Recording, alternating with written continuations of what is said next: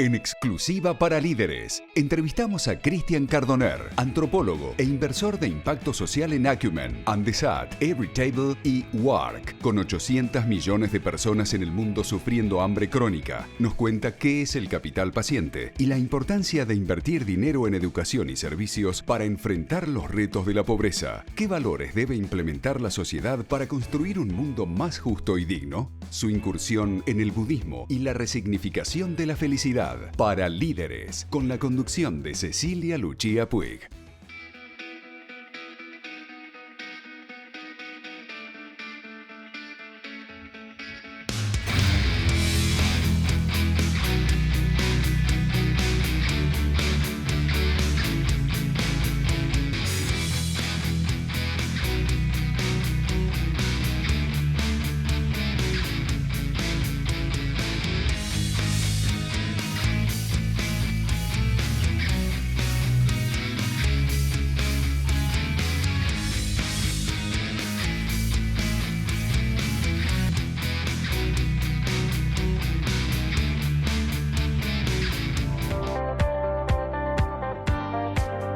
Seguinos en las redes, no te pierdas los reportajes en vivo y las novedades a través del Instagram, @líderestvarg. Visita nuestra web www.liderestv.com.ar y accede a los beneficios de nuestra comunidad. Nosotros en nuestros más de 25 años de vida empresaria nos hemos acostumbrado a planificar a corto, mediano y largo plazo, porque realmente hemos tenido distintos contextos y más allá de enfocarte en tu core business, vas también analizando cómo encuadrarlo en las nuevas normativas, en las nuevas dinámicas y también en los cambios generacionales. Realmente tenés que ir teniendo la organización necesaria y a la vez la flexibilidad necesaria para adaptarte a todos estos cambios.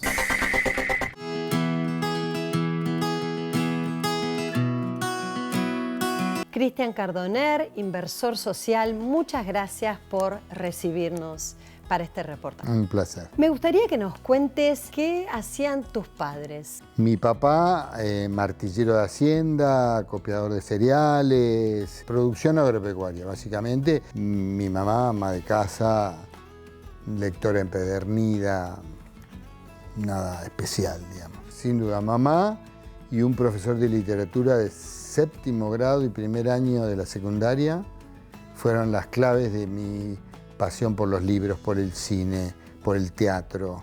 ¿Por qué decidiste ingresar en el mundo de las finanzas y de las empresas, ¿no? Que fue tu primer camino profesional. Sí. La definición clásica sería porque era lo que me apasionaba.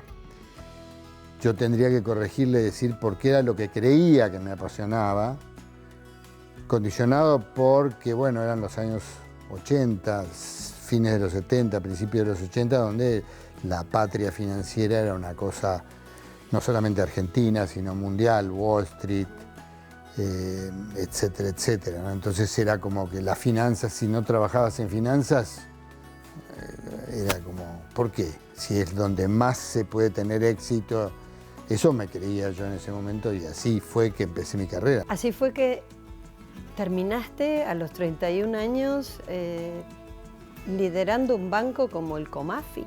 No, siendo socio. En realidad yo trabajaba en Wall Street, en New York, y cuando volví con otros amigos empezamos un negocio de deuda externa y después nos asociamos con Comafi con ese negocio y después Comafi transformó nuestro negocio en parte del banco, con lo cual sí, terminamos bien o mal que nos pese siendo banqueros muy chicos. ¿Qué representó en tu vida haber tenido acceso a un mundo de lujo, a un mundo de mucho dinero, muy joven, ¿no? Y viniendo de un pueblo pequeño, con un código de familia más simple. En ese momento yo dije, I made it. La hice, sí, soy tomá, el mamá, rey vos del querías universo. esto, acá tenés. El éxito, bla, bla. Después me di cuenta que iba caminando hacia el precipicio como las ratas, ¿viste? Cuando llegan al Bob Plum. Y bueno, fue un camino escarpado. No quiero decir que ahora esté asfaltado y lisito, pero fue muy escarpado. ¿Qué era lo que más te generaba esa insatisfacción? Porque de alguna manera lo que estás planteando es una insatisfacción existencial. ¿Qué me generaba la insatisfacción? No sabía bien. Lo que sí sabía es que parece que por acá no es. Lo que pasa es que no tenía una puerta. ¡Ay, acá está! Tampoco la tengo todavía, pero sí, el mundo tenía otras cosas y yo no sabía si las estaba viendo o no, o si las podía ver. Yo buscaba bastante, como, si querés, desesperado ponerle. Había angustia en la búsqueda porque era todo como, a ver, ¿dónde está? Esto no, esto sí, entonces vamos acá, entonces cambiamos, entonces... Y era bastante inorgánica la búsqueda, con lo cual, y me fueron pasando cosas bastante dentro del campo de la casualidad. ¿Por ejemplo? Y bueno, empecé a estudiar teatro porque encontré un papelito cuando vendí mis acciones de Comafi, encontré un papelito entre mis cosas que estaba guardando de un profesor de teatro y en ese momento instintivamente llamé y caí a un lugar y así empezó una cosa que, bueno, empezó como un juego, después era un poco más que un juego. Y empecé filosofía y después empecé antropología y caí en África, y en África cayó el hambre y bueno, fue todo. Y después cayó el budismo porque me invitaron a un viaje, que no era porque yo era budista o estaba en búsqueda, y de repente me explotó la cabeza con el budismo y se resignificaron un montón de cosas. ¿Cuándo fue, en qué etapa decidiste abrazar el budismo? Ni bien lo conocí, en realidad yo creía que sabía un montón porque tenía una maestría en antropología social y alguien me invitó a ese viaje a la India, que era una peregrinación bastante única porque íbamos a ver todos los lugares sagrados de Buda. Y bueno, me encontré con palabras, conceptos que nunca esperé encontrar, que me di cuenta que hacía 50 años que buscaba, pero nunca supe, nunca había sabido que existían. Entonces fue toda una mezcla de júbilo, excitación y mucha más paz de la que tenía, con lo cual vino todo un periodo de bastante más serenidad al encarar las cosas. Eso no quiere decir que no seguía teniendo mis tremendos pozos y qué sé yo, pero es como que se fue moldeando un camino más sereno.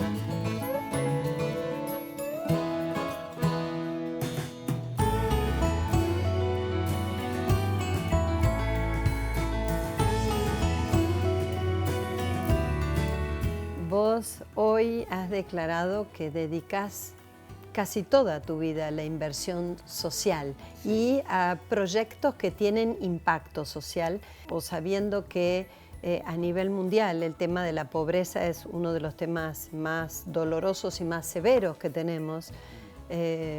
Incluso hay 800 millones de personas en el mundo que viven con hambre crónico. Absolutamente, que se van a dormir con hambre. Es terrible, es un 10% de la población mundial. Estadísticas que dicen que por suerte ahora es un poco menos, pero estamos hablando de cientos de millones, que en mi humilde opinión es un fracaso como especie del ser humano. Inventamos todo lo que hemos creado, inventado, descubierto, ahora vienen chips, ahora vienen humanos híbridos y qué sé yo, y hay 500 millones de tipos que tienen hambre. Es una locura. ¿Qué significa en términos de números eso? Es muy cruel decirlo, pero me da la sensación, por más que lo enunciemos y qué barbaridad, que al mundo no le importa todavía. Porque es bastante más fácil de solucionar que el tema del ozono, el problema del efecto invernadero, que creo que es un problema igual o hasta más grave, ¿no? Porque bien comido, pero con 50 grados de temperatura no te sirve. Tampoco va a poder vivir. Con lo cual es bastante serio. Hoy escuché en radio a la mañana a un tipo que decía, bueno, no, porque poquito más de carbono en la atmósfera no hace nada con respecto al hambre, hay que priorizar. Y digo, ay, ¿cómo? Son caminos paralelo. Yo me dedico al hambre, pero estoy hablando de que, ojo, porque la casa... Absolutamente. El cambio climático es la casa común y si no cuidamos el planeta, que es nuestra casa común, no solo para nuestra generación, sino para las que vienen, ¿no? Es el legado que uno recibe de esa tierra. ¿Cómo fue tu camino en una organización, por ejemplo, como Acumen, que es un fondo, pero es una organización social? Es un fondo de impacto social. Claro, un fondo de impacto social que aprovecha esas inversiones, pero también como un capital paciente, que me parece que es un concepto muy valioso y muy innovador para el mundo de los inversores sociales. Yo no sé si lo creó ella. Jackie Novogratz es la fundadora de Acumen, lo fundó en el año 2000.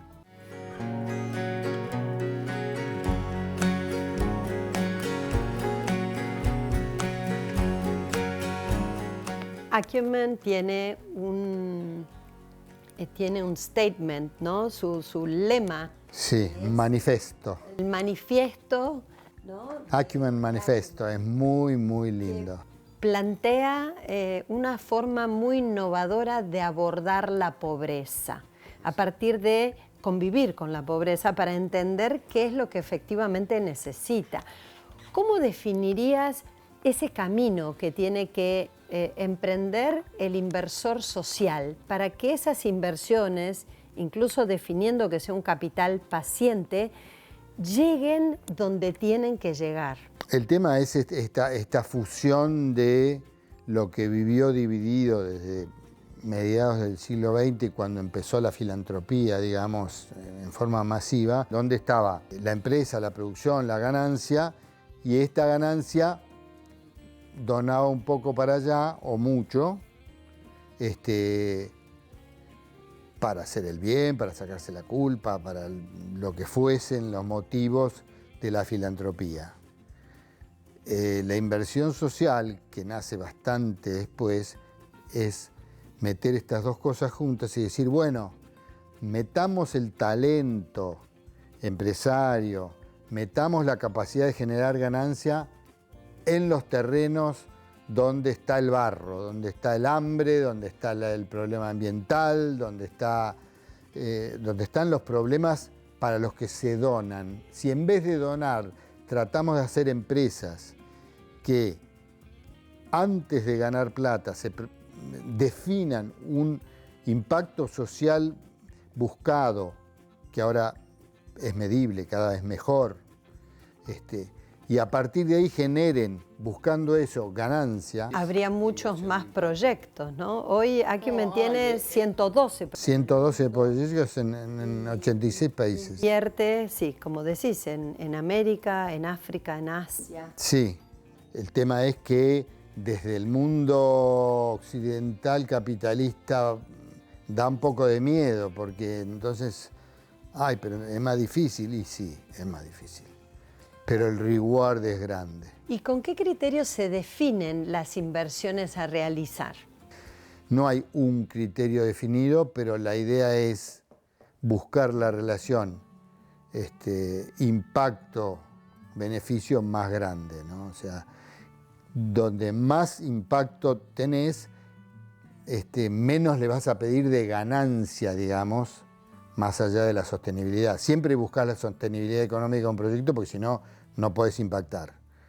Pero el plus va a tener relación con el volumen de impacto. Si vos tomás WARC está principalmente en Sierra Leona y en Ghana. WARC es una organización a la que vos sos uno de los socios, sí, que acompaña y desarrolla desde las inversiones en agronegocios en el África.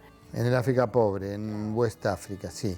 Tratando de meter tecnología, de enseñarles, de crear nociones de cooperativa, enseñarles todo el negocio, no solamente a cosechar, sino a comercializar, etc. Pero en Sierra Leona, nuestro negocio, digamos, negocio de impacto, es mucho más difícil de sostener porque hay menos infraestructura, porque no hay comunicaciones, porque no hay caminos, porque la pobreza es 92% de la población abajo de la línea de pobreza.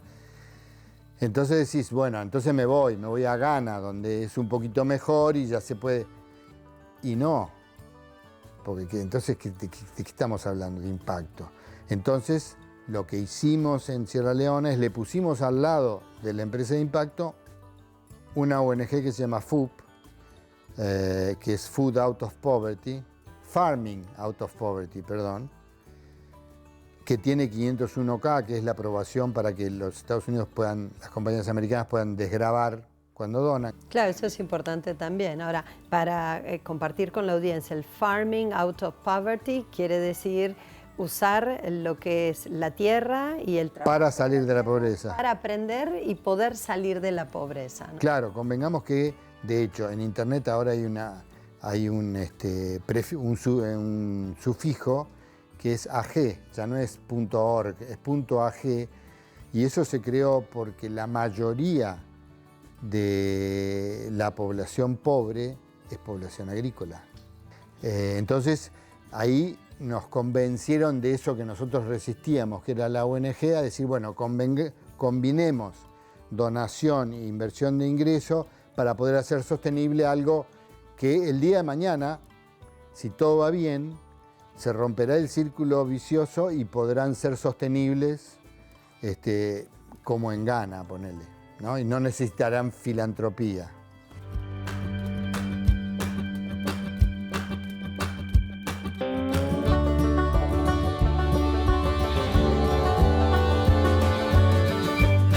¿Cómo fue tu vivencia y en qué consiste un día de tu trabajo allá? Bueno, es bastante variado porque en la capital, en Freetown, tenemos una casa, oficina, y ahí se generan muchas reuniones con el personal, con el staff, planificaciones, se revisan presupuestos.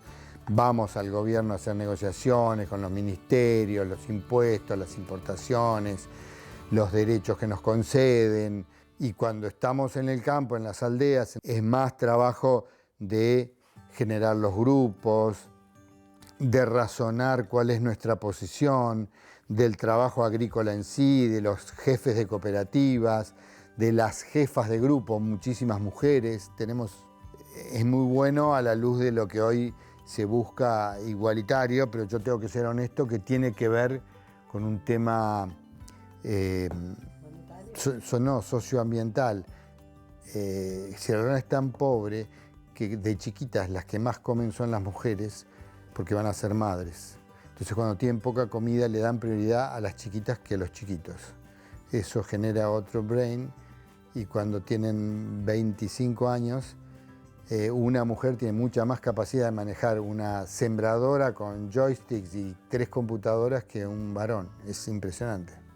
Qué bravo esto, ¿no? Que vos planteás, porque ahí uno toma conciencia de la importancia también de acompañar el proceso de la niñez, que es donde se marca primero la base del alimento intelectual y su desarrollo a futuro. Los primeros 1000 días, los 270 en la panza y los 730 de los primeros 2 años.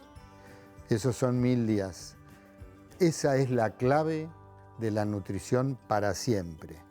Si un chiquito en esos 1000 días no comió tanto fósforo, tanto hierro, tanto etcétera, etcétera, etcétera, es hándicap para siempre con respecto a otro que sí comió.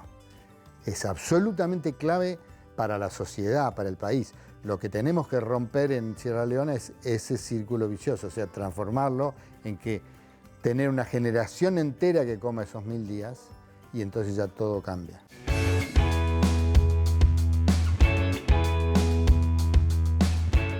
En esa carrera de desarrollo del ser humano, caemos en un país como los Estados Unidos, que es el paradigma de desarrollo a nivel mundial. Sin duda.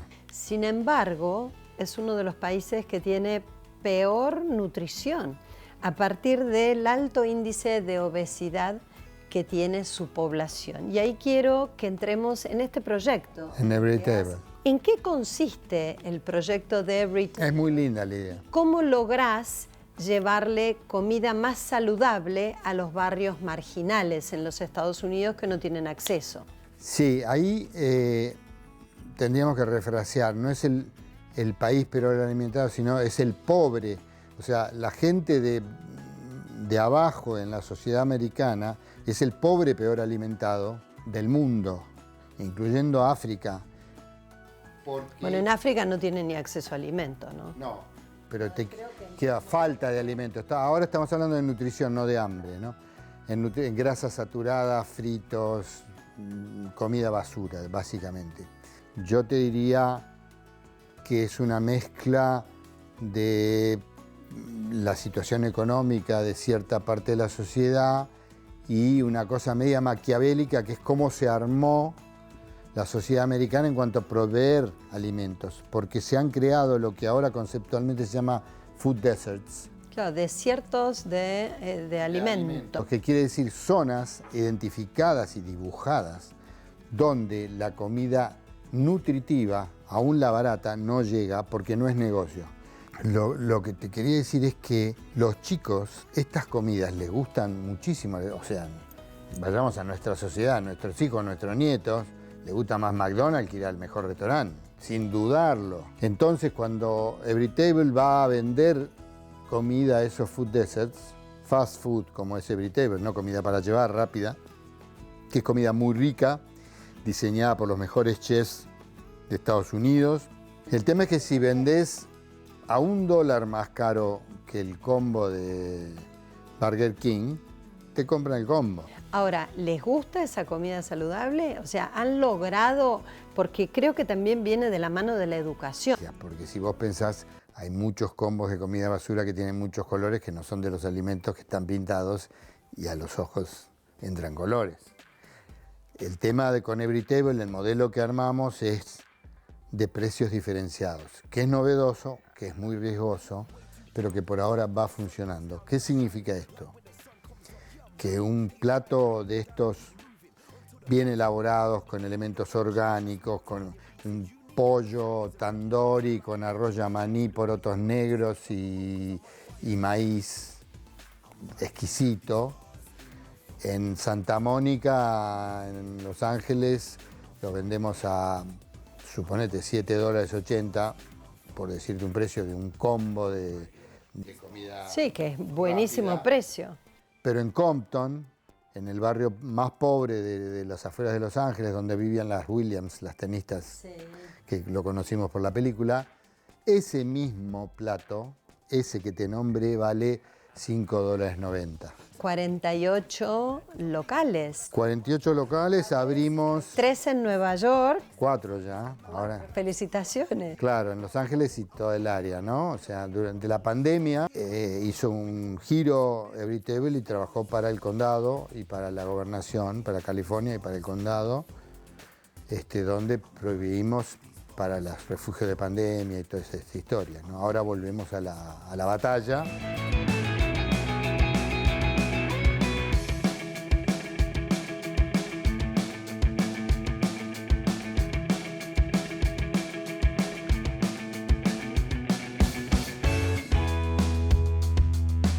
¿Pensaste en algún momento en desarrollar alguno de estos proyectos también en Argentina o en países de América Latina?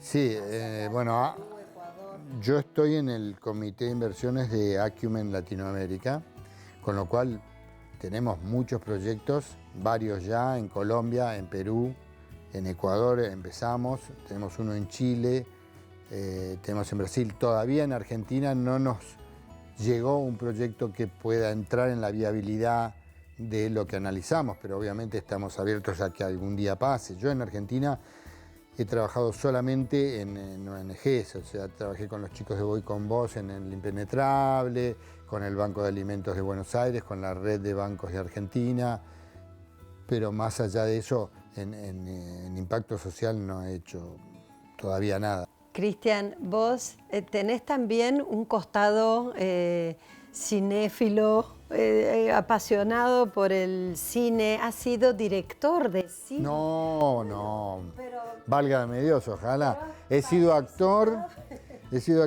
actúo cuando puedo y me colo en las películas porque soy productor, me gusta. En El Robo del Siglo, que fuiste uno de los productores, ¿cómo fue tu experiencia de cine? Soy amigo de varios directores y bueno, he estado en la producción de ya como 20 películas o 23 creo que son. Y bueno, ahí es un juego, eso es muy divertido, a mí me encanta. Y yo te diría que hicimos un documental, a mí, ¿no? O sea, es un plomo para la gente, pero que se llama The Altruism Revolution. La revolución altruista. Que es un documental que hicimos con Mathieu Ricard, que es un lama budista bestial, un biólogo molecular francés que se fue a vivir a la India y se hizo uno de los más grandes teóricos del budismo. Y bueno, es un estudio hecho en Estados Unidos y en Europa de el efecto que tiene el altruismo en el cerebro humano. Qué importante esto que decís. ¿Cuál es el efecto que tiene, no? Porque las personas naturalmente aspiramos a ser felices. ¿Cómo se llega a la felicidad a través del altruismo? Me sale abruptamente, y me pueden matar por esto, sin buscarla, por empezar.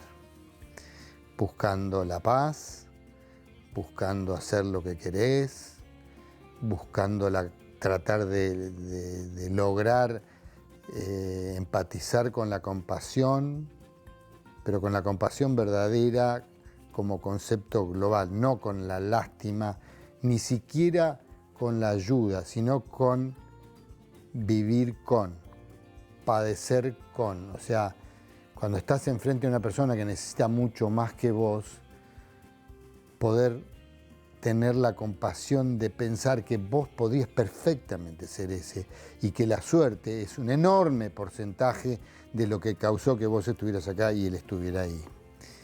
Esas cosas son para mí los elementos que más te acercan a una sensación, como hoy te dije fuera de cámara, no quiero caer en el concepto de felicidad Walt Disney, en una sensación de paz, que en definitiva es lo más parecido que para mí tiene como concepto con eso que se habla de la felicidad.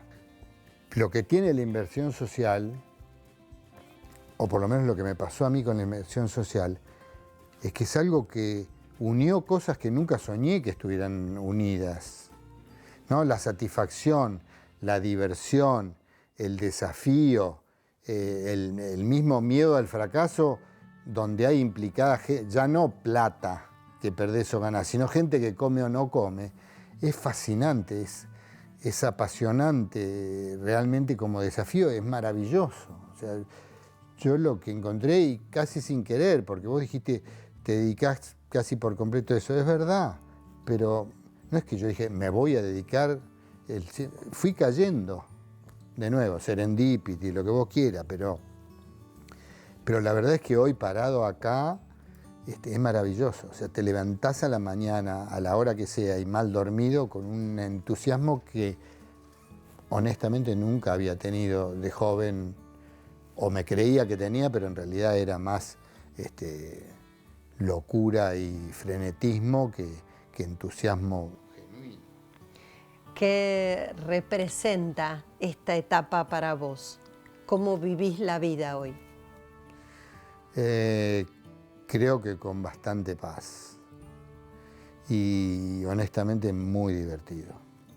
Cristian Cardoner, gracias por haber compartido Un placer. estas experiencias, esta trayectoria con nuestra audiencia. Un placer.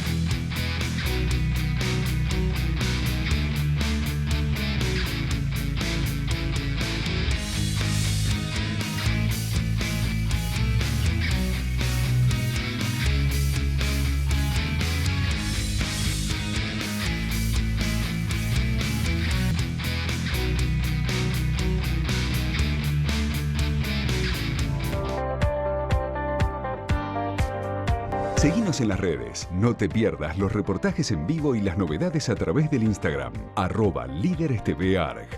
Visita nuestra web www.liderestv.com.ar y accede a los beneficios de nuestra comunidad. Chao.